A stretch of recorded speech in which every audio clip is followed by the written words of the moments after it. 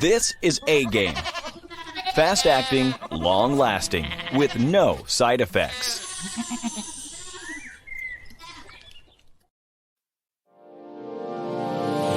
Hey all my Crimsonites, and welcome to the Crimson Cure channel, where we embrace our femininity, increase our womanly value, and celebrate our brothers. So join me on our feminine journey to learn, heal, and grow.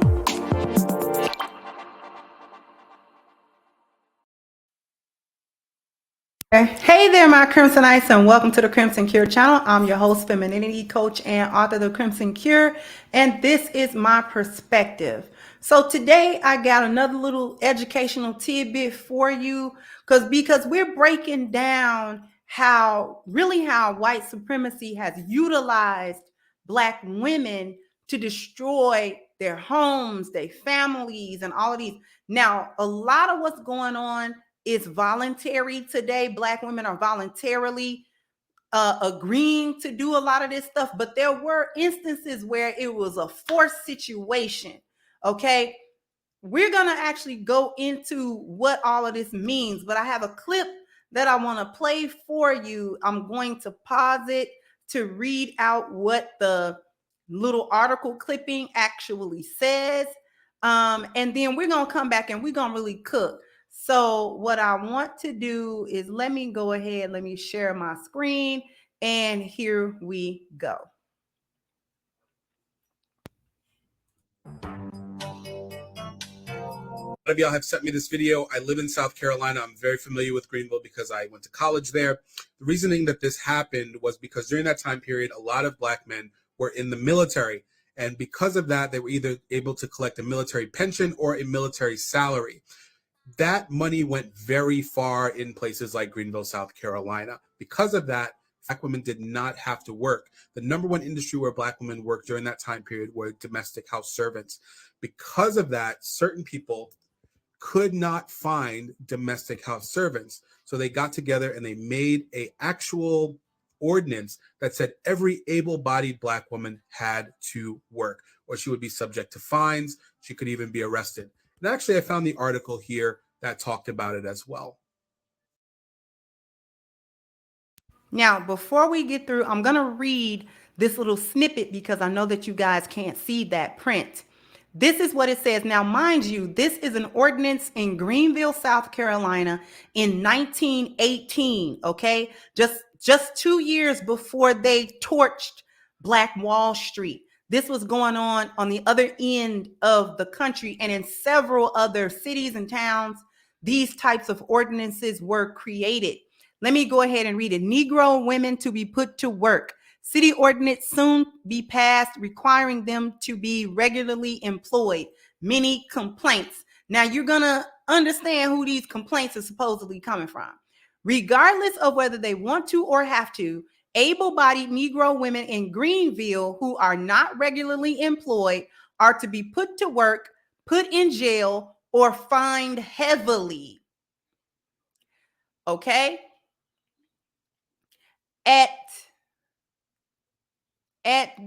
It's a little bit hard. At the council meeting yesterday, I want to say that's what it says. It might not say that. Anyways, it's a little fuzzy. But meeting yesterday afternoon, City Council discussed the situation with regard to this class of loafers. They're calling housewives a class of loafers. In this class of loafers at some length, and it seemed that all members of council were agreed that steps should be taken to compel them to engage in some useful occupation. How much do you want to bet of the color of the city council and the gender of that city council, right? It was decided that an ordinance similar to the one now in force requiring able-bodied men to work at least 5 days per week should be passed with regard to these women. Specifically, these women, not all women, these women. Such an ordinance will be prepared and voted on at the next regular meeting of council.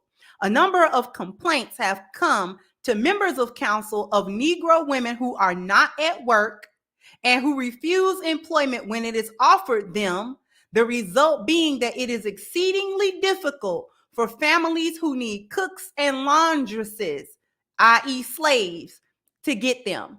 Wives of colored soldiers getting a monthly allowance from the government have a number of them declined to work on the grounds that they can get along without working, according to reports. Others have flatly refused jobs without giving any reason whatever, while still others pretend that they are employed when, as a matter of fact, they derive a living from illegitimate means. Now, this is a complete villainy of feminine Black women who are wives. The proposed ordinance will require them all to carry a labor identification card showing that they are regularly and usefully employed. Because, see, them being wives with their husbands not useful. It's not useful. And usefully employed, and the labor inspectors and police will be charged with the duty of rigidly enforcing the law. Let me stop sharing that. This specific one was in Greenville, South Carolina in 1918. We see all of the rest of that cap.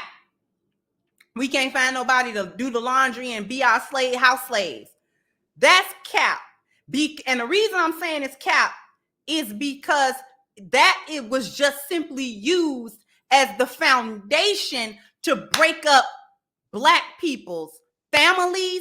Because if you break a family, then you break the functionality of the community. If the community breaks, then you also break that group's ability to oppose an environment if necessary, due to the fact that that group would have control over their biology and their own culture. They would have one voice, solidarity in their value system.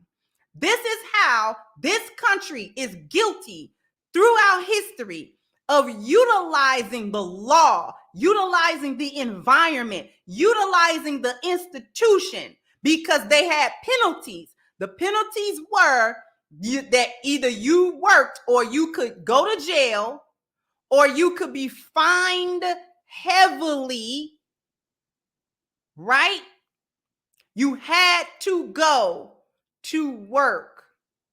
Fining you is going to create financial strain on that family, so that the soldier who's getting either a government pension or he's getting a military salary, his money got to be thrown into the legal system. They make money off of you.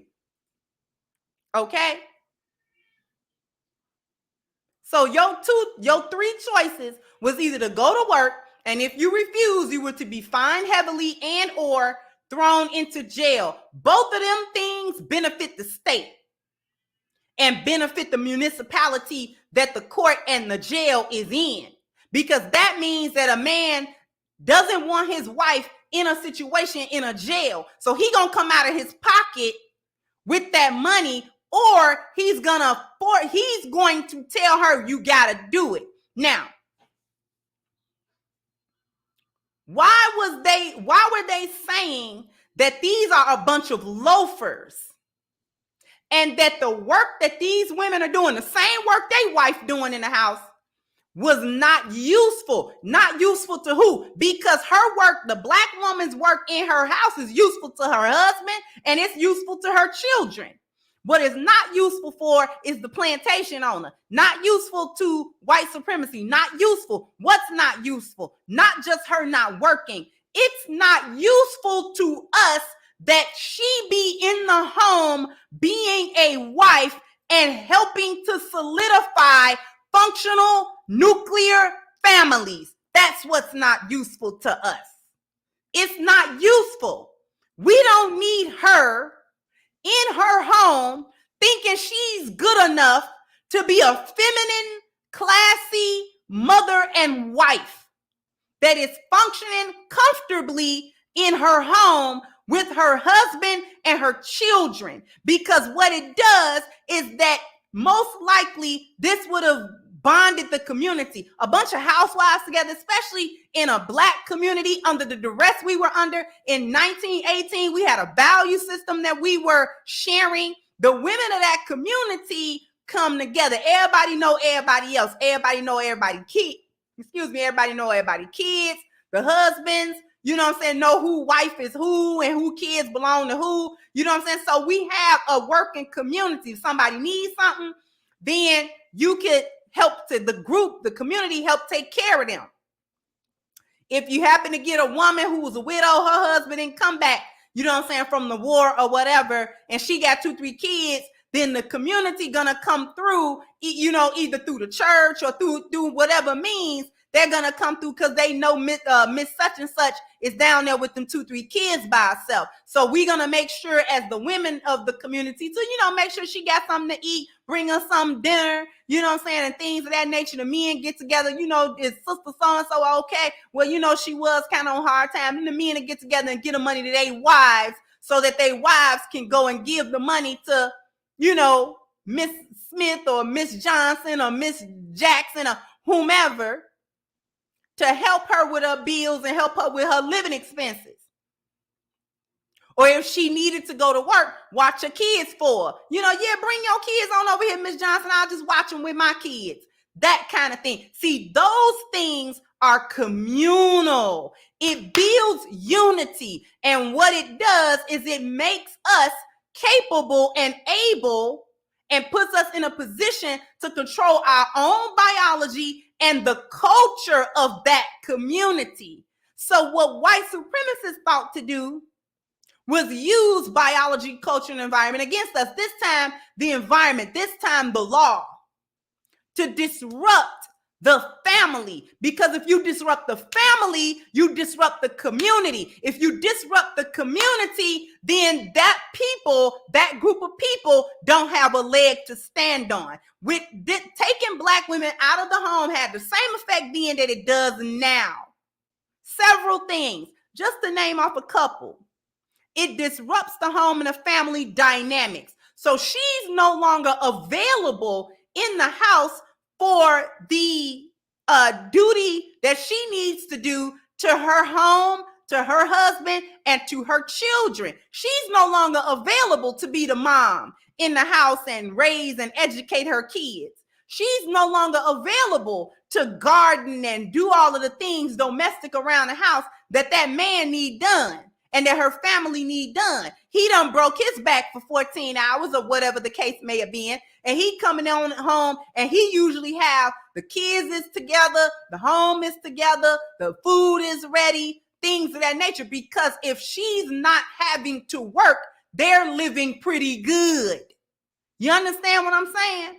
If his money was enough to take care of his whole family and not have his wife work in places where she gonna be degraded, to put her out there in them situations where for her to be disrespected, for her to be dishonored, for her to be degraded, for her to be, you know what I'm saying, just treated in such an ill manner. He trying to spare his wife from that. And he successfully does it. The Black men of that time successfully do this. Okay? This will create a strain in the marriage potentially. So we've got her dog tired, going through whatever she done went through out there in the workforce, scrubbing Miss Ann's floors and listening to her mouth, you know what I'm saying, and all that little bad grim lord she got, okay, talking down to her because that's what they learning from their mammy. So she coming home irritated, possibly. She's tired. She's mentally drained. She emotionally drained, okay? She's not happy because she's being forced to do something she don't want to do, something her husband told her she didn't have to do. Okay? The energy, that kind of energy rub off in the home, more stress. The children and the husband feel neglected because their needs are no longer being met by the wife and the mother in that home. She's going out to meet their needs. Okay? The vulnerability of the children. Who watches the children if all the Black women have to work? That leaves the children open and exposed because now the man got to work and she got to work. Who's watching all the kids?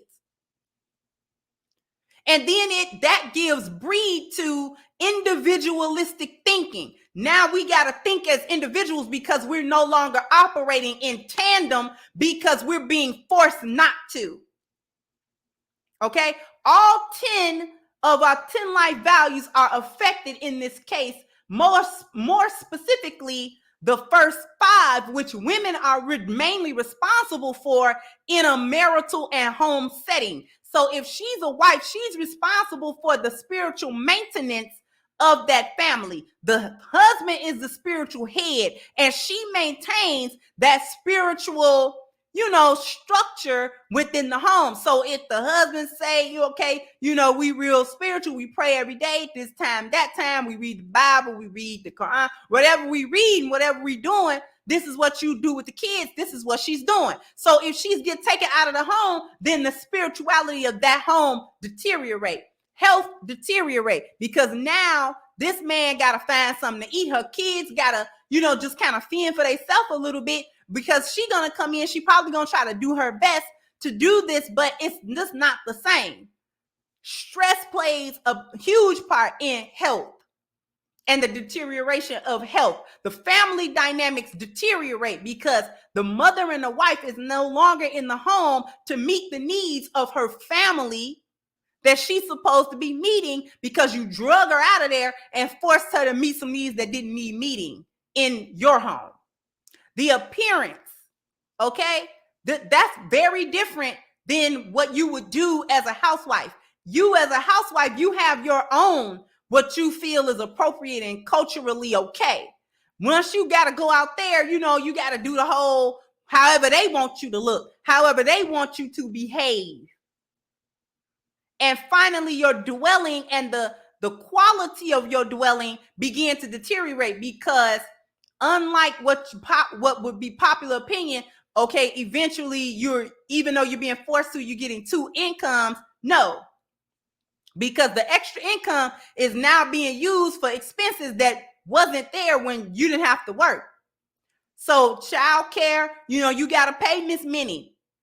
You got to pay Miss Minnie now to watch your kids and stuff like that, because Miss Minnie didn't have to watch your kids before because you were in the home watching your own kids. So now Miss Minnie, she, the old lady down the block and around the corner or next door or whatever. Now you got to get up a few pennies to pay Miss Minnie. You got to get some food and stuff like that extra that's going to be lunch, because you was just using lunch for your husband. You cook something, have him take something, and then the rest of it you and the kids could eat. Now you got to take you a lunch, okay? Him a lunch, and then you got to pack up some kind of little lunch for your kids, for Miss Minnie to watch. That's extra money. Transportation, extra money, because now you got to have transportation for you. We got a carpool, or your husband got to go out of his way to drop you off at Miss Ann's house and all that kind of foolishness. So all of these things become disrupted. Whole thing, okay? Because that's what it does. All 10 values negatively affected. Disruption of a value system weakens it and makes it easier to replace a value system.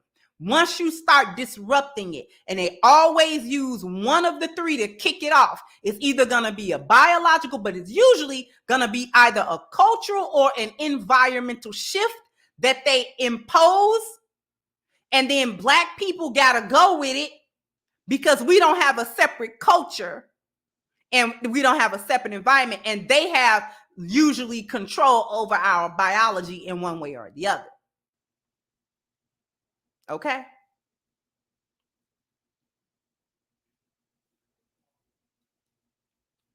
We can't find no house workers. You mean house slaves? Can't find no more house slaves?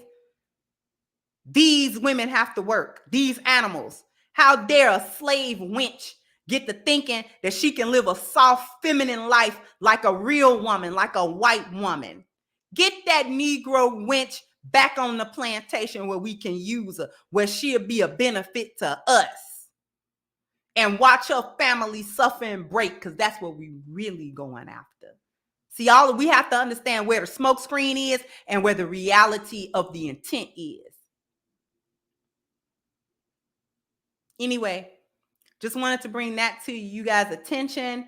Also bringing to your attention is the Black Lives Matter petition that we still have going strong. I would love to get to 9,000 signatures as quickly as we possibly can. If you want to be part of holding Black Lives Matter Global Networking Foundation accountable for the more than $100 million theft that they committed on the Black community, please go into the description box and click the link for the petition. Sign, share, and contribute to it. Also, jump down in the comment section. Let me know what you think. Like, share, subscribe to the channel if you're not. Once again, I'm your host, The Crimson Cure, and this was my perspective.